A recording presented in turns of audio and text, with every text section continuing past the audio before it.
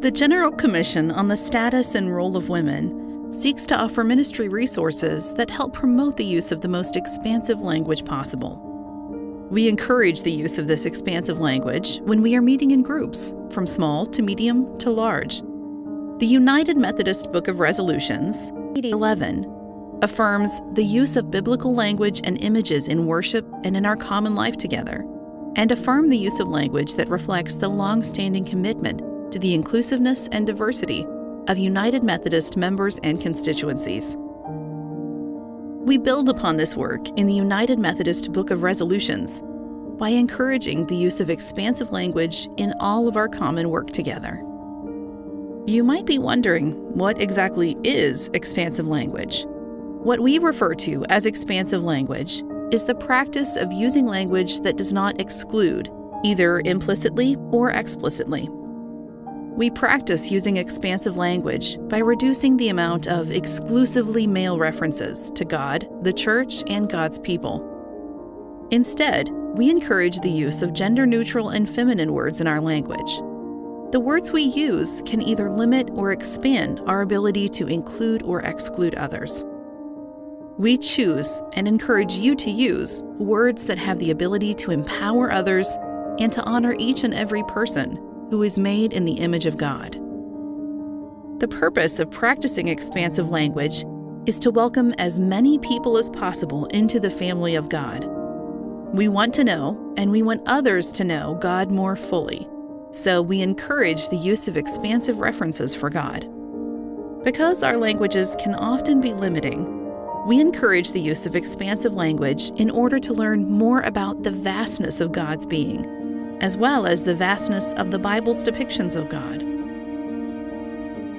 We work to include all people by using expansive language, which makes our language appropriate for all persons who are with us. Instead of using solely masculine language, we can use the following words to include all people into the family of God, such as friend, kindred, family. Instead of using words such as brothers or brotherhood, we can just as easily use words such as siblings or friends. Instead of using words such as mankind, we can just as easily use words such as humankind. Similarly, in our references to God, we can also incorporate expansive language. Some examples of these references to God include Ancient of Days, Creator, Redeemer, Sustainer, the beginning and end, our Protector, Rock, and many more. Using expansive language for God also helps all people to learn more about God and how the Bible refers to God. Throughout the Scriptures, we can find many different expansive metaphors and language for God. Exodus 3:13 through 14 tells us that God's name is I am who I am. Hebrews 12 and Exodus 3 both paint scenes of God depicted as a fire.